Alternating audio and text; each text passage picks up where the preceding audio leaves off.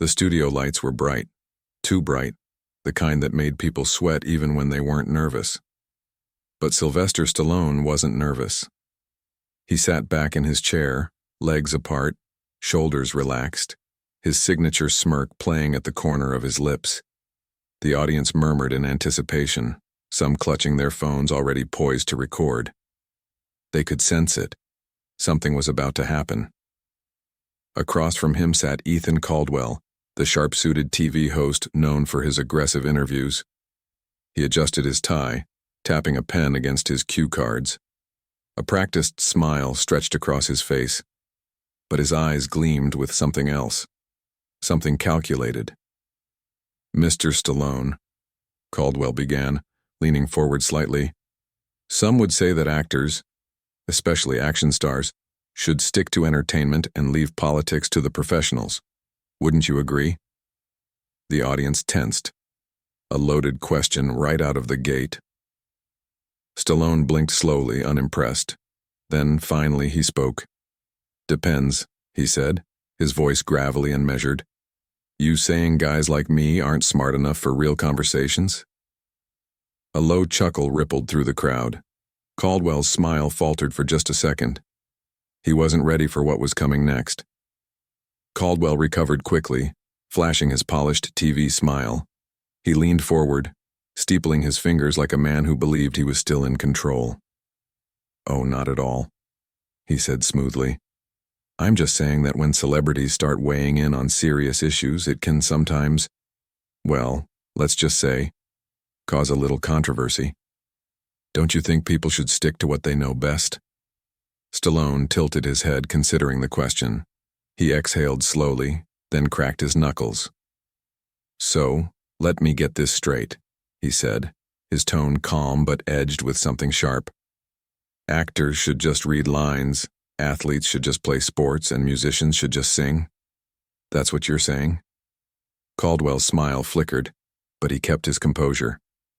"I'm just saying there's a reason we have experts." Stallone cut him off with a small chuckle. "Yeah?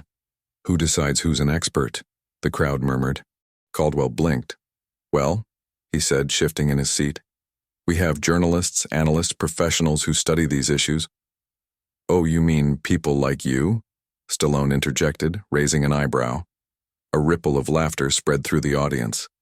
Caldwell's jaw clenched, but he forced another smile. "I mean people who dedicate their lives to understanding policy, history, government," Caldwell replied, regaining some footing. "Surely you'd agree that a movie star can't possibly have the same depth of knowledge?" Stallone leaned forward slightly, locking eyes with Caldwell. His voice was quiet, deliberate. "Buddy, I've spent 40 years studying people, their struggles, their victories, their fears. That's what storytelling is. And you're telling me I don't understand people?" The room went silent. Caldwell blinked. For the first time that night, the host seemed to have no words. Caldwell's fingers drummed lightly against his cue cards. He was losing his grip, and he knew it. But seasoned hosts like him didn't fold so easily. He cleared his throat, recalibrating. "I see your point," he said, his voice measured. "But let's be honest, Sylvester. Most of your fans love you because of the characters you play, not because of your opinions. Rocky, Rambo, those are icons, but do you really think people want to hear what you have to say about the world?" Stallone leaned back, a slow grin creeping onto his face. He shook his head, chuckling softly. "You know, I hear this a lot," he said. "People say, stick to movies, Stallone. But let me ask you something, Ethan." He leaned forward again, voice lowering just enough to make the room feel smaller.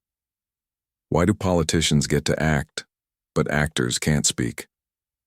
The audience let out an audible, "Oh." Caldwell's expression stiffened, but he stayed quiet. "You got politicians who perform in front of cameras every day," Stallone continued. "They rehearse speeches, stage moments, pretend to care. They play their roles better than half the guys in Hollywood." Laughter rippled through the crowd. Caldwell opened his mouth, but Stallone wasn't done. "So if a politician can act like a hero, Why can't an actor talk like a real person? Caldwell let out a small, controlled laugh. That's quite the perspective, he said.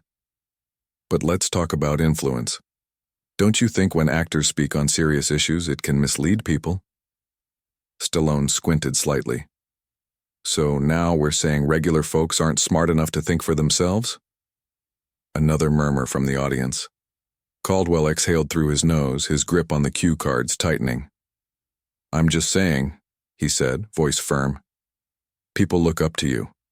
That comes with responsibility. Stallone nodded. You're right. Responsibility is important.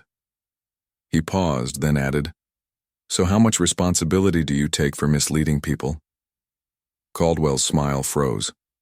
For the first time, he looked genuinely rattled. Caldwell's jaw tightened, but he forced another polished smile. The audience wasn't just watching anymore. They were invested. The energy in the room had shifted. I think we're getting off track, Caldwell said, trying to regain control. He straightened his papers as if that would reset the conversation. Let's talk about something more neutral. You've had an incredible career. Rocky, Rambo, all these legendary roles. But some say your films glorify violence. Do you think that kind of messaging is responsible? Stallone's expression didn't change. He simply let the question hang in the air for a moment. Then he gave a slow nod. I tell stories, he said, and stories aren't always pretty. Caldwell jumped in. But don't you think violent movies contribute to a culture of aggression? Stallone raised an eyebrow. Let me ask you something, Ethan. Ever see a movie where a guy drives a fast car? Caldwell blinked. Well, sure. Ever see a movie where people fall in love? Yes. Caldwell hesitated, not sure where this was going. Ever see a movie where people lie, cheat, steal?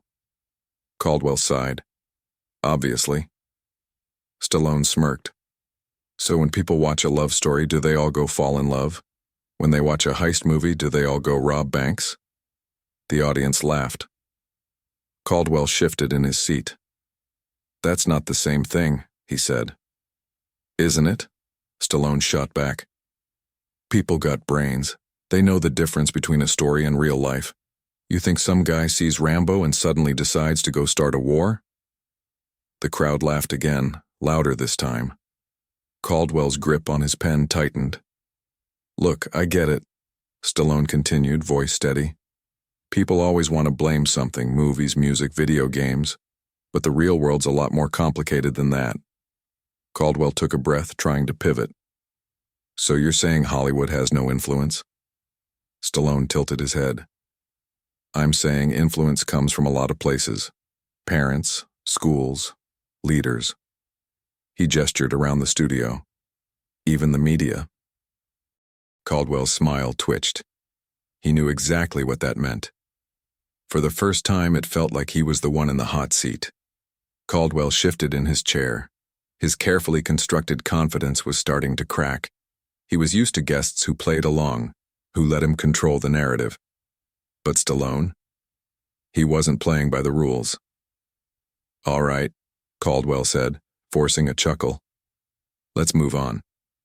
But the audience wasn't ready to move on. They were locked in, whispering, nodding, some of them grinning, sensing that the TV host was losing his grip. Stallone just sat there, relaxed, watching. Caldwell cleared his throat, flipping through his cue cards. He needed to regain control. Fast. You've built a reputation as a tough guy, he said, finding his next angle. But some critics say that image is outdated, that the world has changed, and maybe we don't need tough guys anymore. What do you say to that? Stallone exhaled slowly, then gave a small nod. Fair question, he said. Let me ask you something. What do you think a tough guy is? Caldwell hesitated. Well, traditionally, someone who fights, who solves problems with their fists instead of their mind. Stallone smirked. So, you're saying toughness is about throwing punches? Well, not just that, Caldwell replied, sensing a trap. Toughness is about standing up, Stallone said, his voice steady. It's about taking hits and not quitting. It's about protecting people who can't protect themselves. A few people in the crowd clapped softly. You think toughness is outdated? Stallone continued. Go tell that to the single mom working 3 jobs, the soldier overseas, the firefighter running into a burning building. Toughness ain't just about muscles, pal. Caldwell opened his mouth, but Stallone wasn't done. People act like the world's changed, he said, shaking his head. But people are still struggling, still fighting battles. Different kinds, sure, but battles all the same. And you're telling me we don't need tough people anymore? Silence. Caldwell blinked, his well-rehearsed arguments crumbling in real time. The audience? They weren't just listening anymore. They were nodding. Some were leaning forward, eating up every word. And for the first time that night, it was clear. Caldwell had completely lost control. Caldwell's fingers twitched against his cue cards. He was running out of angles, out of strategies. This wasn't how it was supposed to go. He was the one who asked the tough questions. He was the one who put guests on the defensive, but now he was the one scrambling. Still, he had one last card to play. Okay, Sylvester, Caldwell said, regaining some composure. Let's talk about accountability. Stallone didn't flinch. You say toughness isn't outdated, but some might argue that the old-school mentality, the way men used to act, the way people used to handle things, it's part of the problem.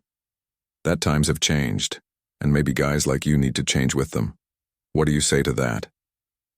Stallone gave a slow nod, as if genuinely considering it. Then he leaned forward, elbows on his knees, locking eyes with Caldwell. You ever hear the saying, strong men create good times, weak men create bad times? Caldwell's expression tightened. I have. Stallone pointed at him. Then you know how this works. Strength ain't about being old school. It's about knowing when to stand up and when to step back, when to fight and when to listen. The audience was dead silent now. No murmurs, no whispers, just watching. I don't care if it's 1924 or 2024, Stallone continued, his voice low but firm. You still need people who won't quit, who won't fold the second things get hard. He shook his head. And I don't mean guys punching walls and acting tough. I mean the guy who wakes up at 5 a.m. to put food on the table, the woman who fights for her family, the kid who gets knocked down but gets back up again. Caldwell opened his mouth, but Stallone wasn't done. You say times have changed, he said. Sure, maybe they have, but show me a time when the world didn't need people with backbone. A pause. Go on, I'll wait. The audience exploded. Applause, whistles, cheering. Caldwell exhaled slowly. He wasn't just losing. He had lost, and there was still more show left. Caldwell shifted in his seat, his fingers gripping the cue cards like a lifeline. The energy in the studio had shifted completely. The audience wasn't just watching anymore. They were rooting for Stallone. But Caldwell was a professional. He wasn't going to go down without a fight. Well, he said, forcing a chuckle, it's clear you have a lot of strong opinions, Sylvester. He straightened his tie, trying to regain his polished demeanor. But let's talk about influence. You have millions of fans, people who see you as a role model. Do you think it's responsible to push this kind of aggressive mentality? Stallone's eyebrow twitched. Aggressive? He repeated, his voice calm, but edged with something dangerous. Caldwell nodded quickly. I mean the idea that strength is everything, that toughness is the answer to life's problems. Don't you think that kind of messaging can be, well, toxic? The crowd made a noise, half a groan, half a murmur. Stallone inhaled deeply, exhaled through his nose, then leaned forward, his hands clasped together. You want to know what's toxic? He asked, his voice lower now. Caldwell swallowed. Telling people it's okay to quit. The audience went dead silent again. Telling them it's wrong to be tough, that it's wrong to work hard, to struggle, to keep pushing when life beats them down. He shook his head. That's what's toxic. Caldwell let out a small, controlled breath. I'm not saying people shouldn't work hard, he said carefully. I'm saying maybe the world has changed. Maybe we don't need that old school, never back down attitude anymore. Stallone just looked at him, the kind of look that said, you don't even believe what you're saying. Then, in a voice so quiet the whole room had to lean in to hear, he said, You ever been punched in the face, Ethan? Caldwell's jaw tightened. He hesitated. No. Stallone nodded slowly. I can tell. The audience roared. Caldwell's face turned red, but he had nothing to say. He had reached the breaking point, and Stallone wasn't done yet. Caldwell sat there, his mouth slightly open, his carefully rehearsed lines now useless. The crowd wasn't just entertained anymore. They were electric. They had just witnessed something rare on live television. Stallone, still calm, still composed, gave Caldwell a moment to gather himself. But the host had no comeback, so Stallone finished it for him. Look, he said, his voice steady. I get it. Some people don't like guys like me speaking up. They think we should just smile, do our job, and keep quiet. He shrugged. But that's not how the world works. Caldwell swallowed, his confidence hanging by a thread. You don't think there's a danger in pushing this kind of mindset? He asked, his voice quieter now. Stallone smirked. You ever hear someone say, be strong, don't quit, keep going? Caldwell nodded cautiously. You ever hear someone say, be weak, give up, stay down? Caldwell's lips parted, but no words came out. Stallone let the silence stretch, then shook his head. Funny how people only call it toxic when it's about being strong. The crowd erupted, clapping, cheering. Some even stood up. Caldwell blinked rapidly, his professional smile frozen in place. He shifted his cue cards, as if looking for an emergency exit in his script. But there wasn't one. He had lost. Stallone leaned back in his chair, completely at ease as the noise swelled around him. And just like that, the interview was over. But the internet? It was just getting started.